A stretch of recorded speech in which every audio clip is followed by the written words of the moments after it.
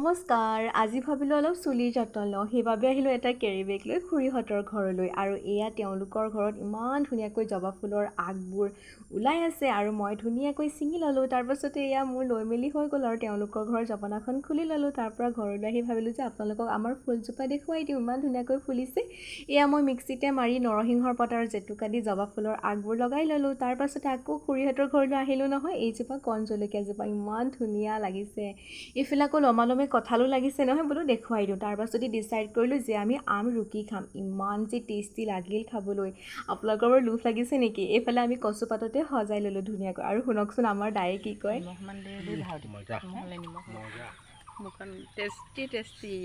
এইফালে আমাৰ মা দাইহঁতি সকলোৱে লগ লাগি খালে। তাৰপাছতে আমি আহিলোঁ এফালৈ।